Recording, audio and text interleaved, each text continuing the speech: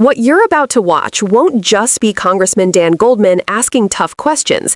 It will be one of those rare moments when someone with real prosecutorial experience finally says out loud what millions of Americans have been feeling for years, that law enforcement in this country must operate with transparency and accountability, not secrecy, not intimidation tactics, and definitely not with masks and no identification while patrolling American streets. Thank you for the work that you do. We thank those that wear the uniform that serve in these dangerous situations, and I yield back. Gentleman yields back. I now recognize the gentleman from New York, Mr. Goldman, for 5 minutes of questions. Thank you, Mr. Chairman.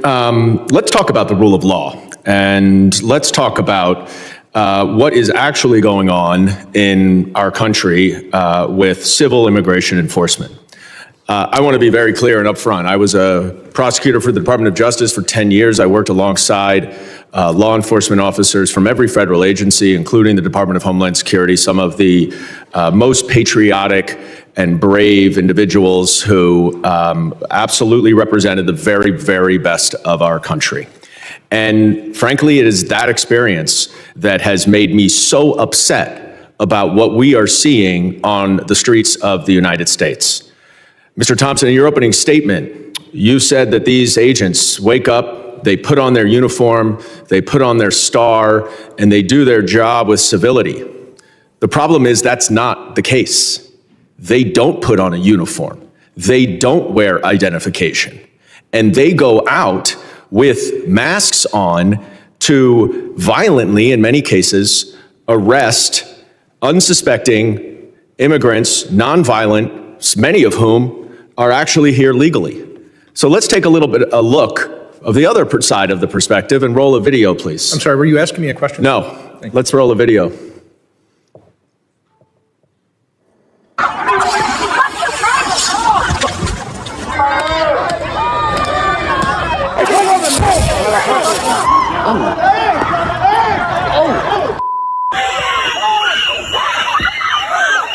Striking anyone in their sights, including members of the media, repeatedly.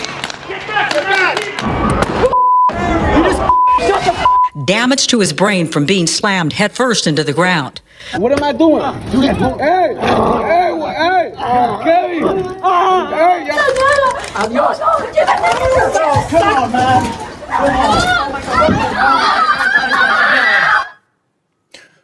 Now, that last clip was from 26 Federal Plaza in Manhattan, in my district.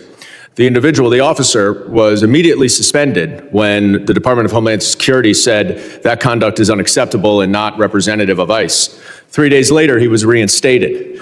I referred that case to the United States Attorney's Office, because if we are talking about prosecuting assaults, that's one that seems like it might be prosecuted. We've gotten no word. And the reason why this is dangerous is that force is obviously unnecessary. There are no people, no women, no old men, no pellet guns necessary in what we saw on those videos. There are circumstances, and let's be very clear, where protesters or others are acting violently, breaking the law. They should be charged.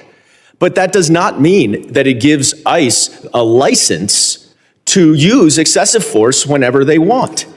And the problem with these masked, unidentified, plainclothes officers is not just something that you hear from this side of the aisle. It is not something at all you hear from that side of the aisle.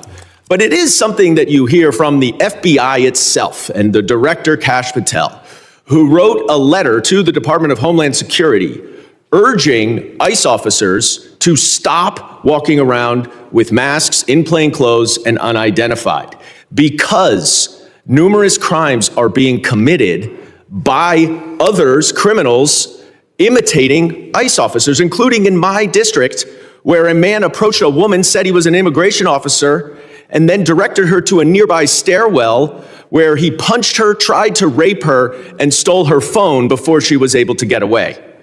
That is why I've introduced the No Secret Police Act. Our law enforcement agents should not be masked. And we hear about this number, 1,000% of threats now that have been raised. The data shows there's a 25% increase of charged assaults against law enforcement officers. That is too much. That is not okay. There's obviously a dramatic increase in operations, but we should not have in this country our law enforcement agents walking around in secret using excessive force like that. You all, I know, agree that. We don't need secret police in this country. All the criminal law enforcement agents wear masks, as you say, for operational Gentleman's reasons, time has expired. I not now to recognize hide the their gentleman face. from Arizona. Goldman isn't speaking from theory. He spent a decade at the Department of Justice, working side by side with federal agents who took the rule of law seriously. And that's why his frustration matters. When someone who has stood in those shoes says something is broken, it's worth paying close attention, because the issue he's raising is bigger than one officer or one incident or even one agency. It's about what kind of country we are willing to become. Masked officers with no identification, operating in public spaces, confronting civilians, using force, and in some cases violently detaining people, that is not normal. That is not what American policing is supposed to look like. And Goldman lays out exactly why. When agents operate anonymously, you destroy the chain of accountability. When they operate in plain clothes without badges, you create confusion and fear. And when they use excessive force, even against peaceful individuals or legal residents, you erode public trust in the entire system. But what makes this even more dangerous is the part Goldman highlights that very few people talk about. When the government normalizes unidentified agents, it creates an opening for criminals to impersonate them. And that's not hypothetical. It's already happening. We saw it in his district, where a man pretended to be an immigration officer, used that fear to isolate a woman, then assaulted her. That isn't just a tragedy. It's a warning sign of what happens when the state abandons transparency. And the irony is staggering. Even Kash Patel, someone deeply aligned with the far right's political agenda, felt compelled to write a memo warning DHS that unidentified officers were putting the public at risk. When a Trump-aligned FBI director is telling you the tactic is too extreme, you know we've crossed a line. Goldman's point is simple and powerful. We cannot tolerate any form of secret police in the United States. Not now, not ever.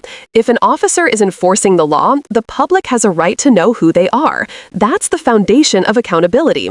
That's what separates a democracy from a police state. And when that line gets blurred, even a little, it becomes much easier for abuses of power to become normalized. So when Goldman introduces something like the No Secret Police Act, it's not political theater. It's an attempt to protect the basic democratic principle that power must be visible and answerable to the people. Because without that, the badge means nothing, the uniform means nothing, and the rule of law stops being a shield for the vulnerable and starts being a weapon for the powerful. If there's one takeaway from this hearing, it's that transparency is not optional. It's essential. And when lawmakers see these abuses and choose to stay silent, they aren't being neutral. They're enabling a system where force can operate without accountability. Goldman isn't willing to accept that, and neither should we. If you want leaders who defend democratic values instead of dismantling them, keep watching, keep speaking out, and keep showing up. And if you found this breakdown helpful, make sure to like the video, subscribe to the channel, and share this with someone who needs to understand what's at stake.